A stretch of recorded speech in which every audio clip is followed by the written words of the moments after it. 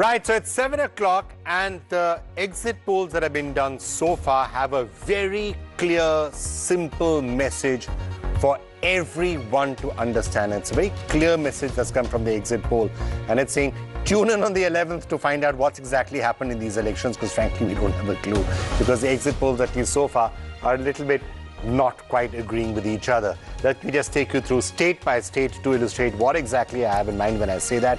Let's start off with Uttar Pradesh, and here a range of different opinions has come out. India News and MRC and Times Now VMR both saying BJP within striking distance of forming the government and a single largest party. Now, ABP Lokniti CSDS and India TV C voters saying, hang on, that's not quite the case. Actually, the BJP some distance away from the majority mark, so it is a hung assembly. In fact, ABP Lokniti says there's even a small possibility that the SP Congress could be ahead of the BJP, although by and large, most of them seem to be saying BJP single largest party. And all of them seem to be saying Bahujan Samaj Party is at number 3. That's what seems to be clear. But there's a lot to be said for that gap in between them. At 155, 160, very difficult to see how the BJP is going to form a government. At 185 or 190, very easy to see how they could possibly form a government, you know, it's in all probability. But that's what UP is saying, and there is going to be a lot to choose. Poll of exit polls, if you aggregate everything, this is what it is coming up so far. BJP 179, SP plus Congress 136, and the Bahujan Samaj Party 77. 179, poll of exit poll says 179. That would leave the BJP something like 22 seats short of the halfway mark. Now, it's worth pointing out, and we can't emphasize this enough, that these are exit polls. Typically, when actual results are coming in, sometimes the party that is the largest party does get that bandwagon effect and steams on. In the tendency in the last 4 or 5 years has been, or 10 years has been, that a party does win. It's normally not hung. But right now, that's what the poll of exit polls is saying. Let's go to Punjab, where it is, in fact, a totally confusing picture, except for the fact that all of them are saying Akali Dal and the BJP are being more or less wiped out, you know, single digits or thereabouts.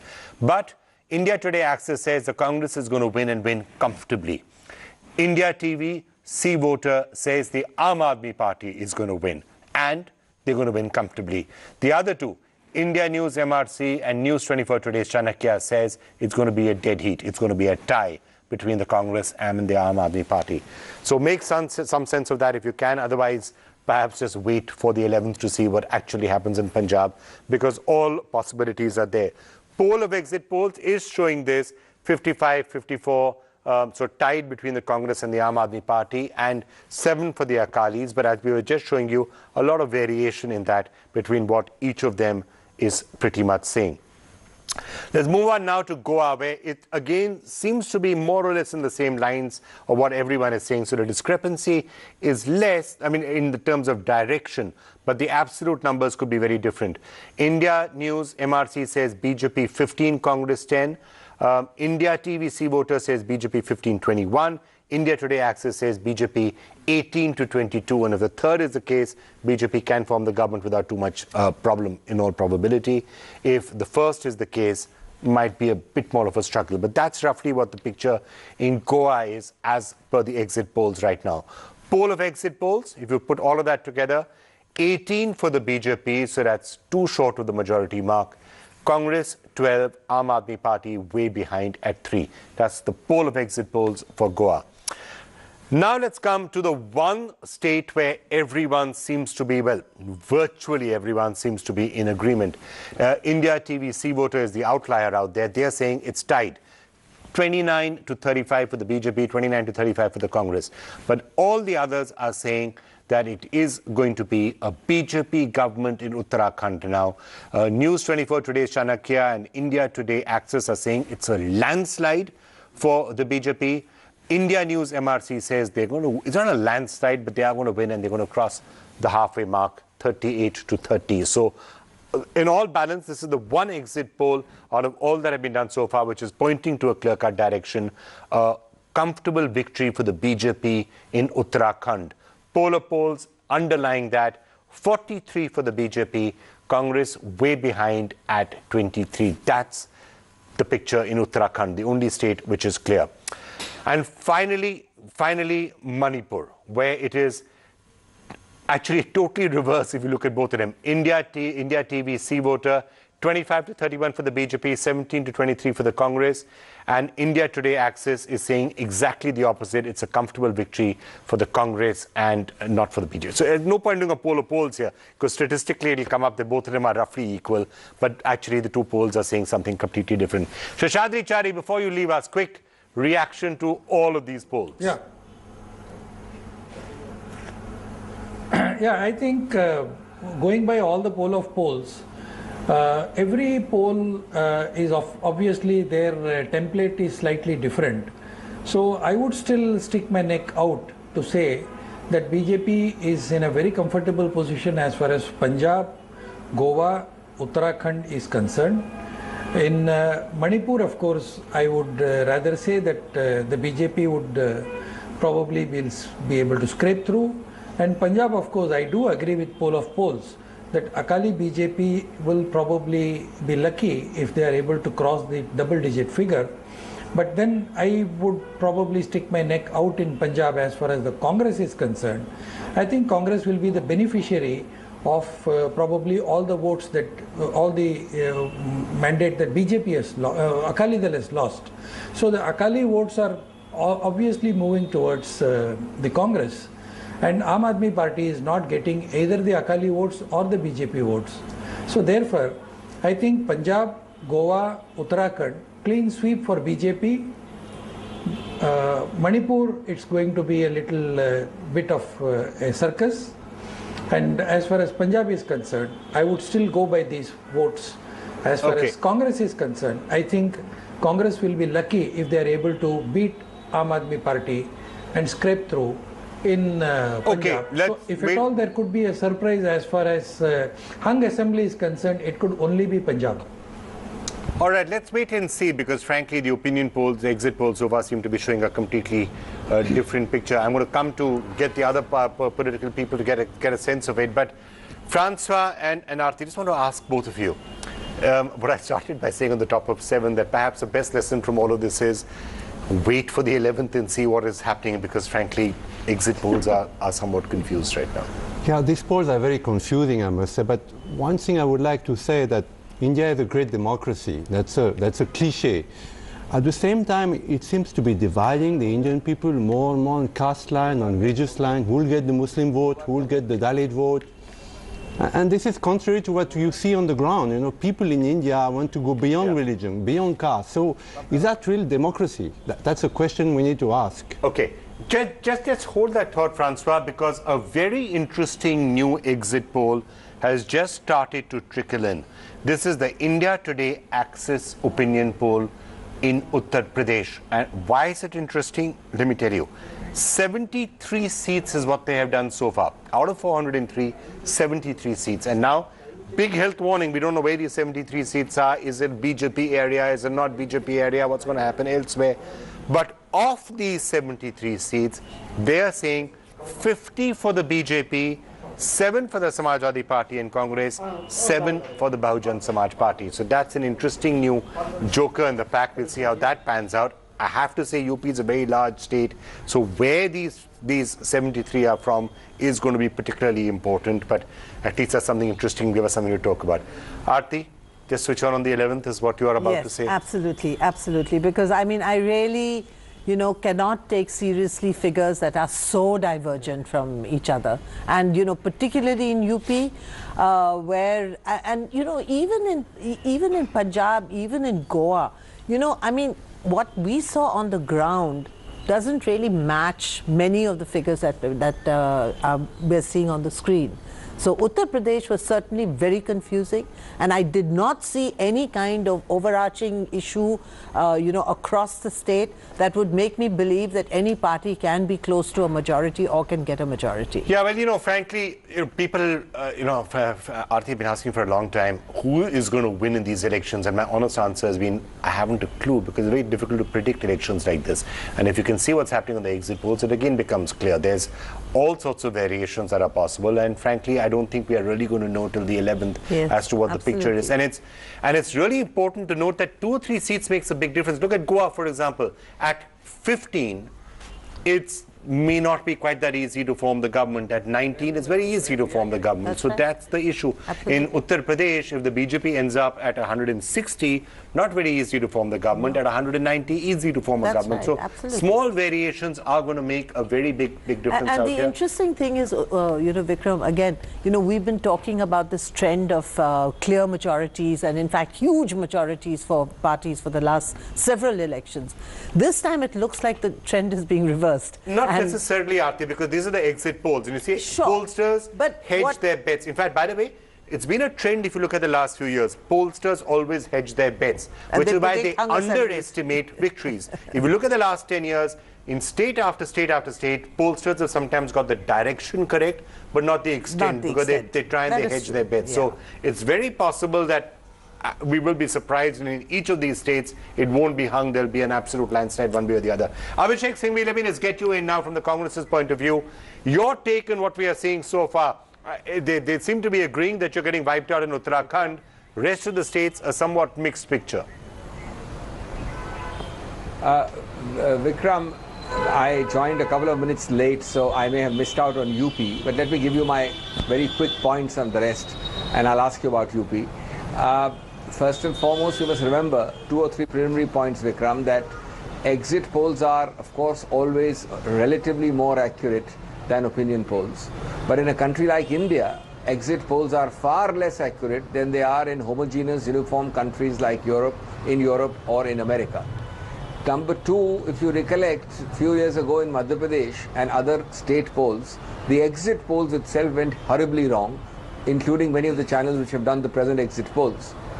Number 3, the very fact that today, this time, I find a bewildering diversity in the polls which you have very correctly pointed out. I think this bewildering diversity is more in exit polls than I've ever seen before in the exit poll analysis which we've attended, which itself shows that there is going to be a very difficult problem in predicting. Given those 3 preliminary points, I'd still stick my neck out and frankly and candidly say, Punjab is a no-brainer, Congress. Manipur, very likely the Congress. Goa, the BJP, Congress a likely second. Uttarakhand, I would concede Congress a second, though I think the best fight ever for a second time incumbent government should be given by Harish Rawat's outgoing government. That's my point on the 4 states. Now that leaves UP, and I haven't seen the polls because I joined, when I joined your channel, there was nothing on UP being said after that. So I would await. But I mean, the 73 figure which you've given me just now sounds too one-sided. I think we need to stop and hold our horses. Yeah, that's very early. So forget that one right now, because it's slightly premature for that. But Abhishek, very interesting. You seem to be conceding that the BJP has an edge in Goa. You're conceding that in Uttarakhand the BJP is going to win, which is what the exit polls also seem to be pretty much. That's one area where there's some consensus. Manipur is mixed. Atishi, let me just get you in on that. Let me give you the reasons. Let me give you the reason. One sec, Vikram. One sec. Can I just get Atishi in and come back to you, Abhishek? It's going to be close. Yeah. It's okay. Let me just get Atishi in, then I'll come back to you. Atishi, all of the exit polls do seem to be saying that the Aam Aadmi Party is getting wiped out in Goa, which perhaps might not be a surprise to you. Punjab, though, completely up for grabs, because it could be the Aam Aadmi Party, it could be the Congress, it could be a hung assembly in Punjab. Well, Vikram, on the day the exit polls comes, it's sort of become fashionable to say that we don't actually believe exit polls, and exit polls often get things wrong. But our experience in Delhi in 2013 and 2015 has shown that new parties are systematically underestimated. And I think that's because of the way exit polls are done. There's a certain weightage that is calculated based on the amount of votes that the party got in the previous elections, which in case of Aam Aadmi Party does not apply because we have not contested an election before. I actually believe that Aam Aadmi Party is going to perform far better in Goa and in Punjab than the exit polls are stating. In Goa, I think that there was a far more substantial undercurrent that has not got captured.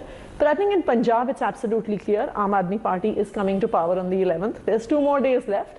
I think that it's clear that Akalis are wiped out. I think that the Congress is not going to do even half as well as the exit polls are showing. Okay, we'll know the 11th. I think that the people of Absolutely. I think the people of Punjab, I think anyone who has actually been to Punjab in the run-up in the last 2 weeks before the elections, it's very clear, and I think many of your commentators would state the same if they have been there, that there was a wave in favor of Aam Aadmi Party. You know, Atishi, I have to say, to be fair, know what's going to happen. To be fair, when exit polls are as confusing as this, I think it's very difficult to be able to tell on the basis of anecdotal evidence or people going and visiting some places to really tell what elections are. But which Vikram, is if you see one of the reasons why I'm so happy that we haven't done an exit poll of our own. These days it's becoming 2015. impossible to call elections in India.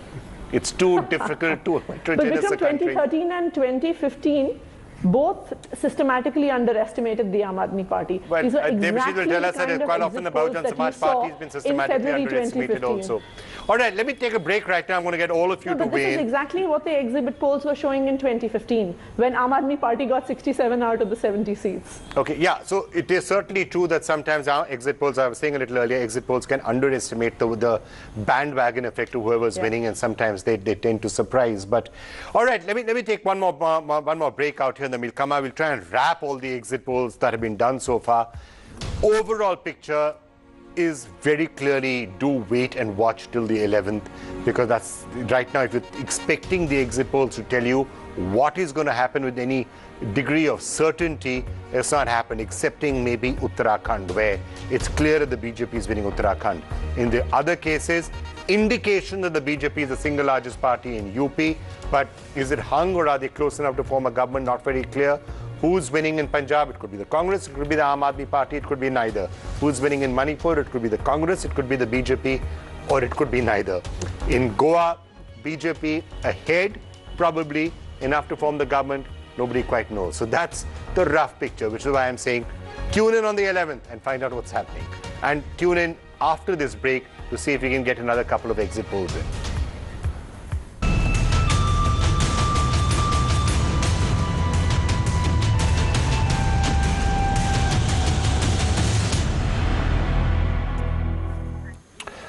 Welcome back. Exit polls continuing to show a slightly confusing message out there, but let's just focus for a couple of minutes on Uttar Pradesh, which is of course the biggest and perhaps the most significant of these states.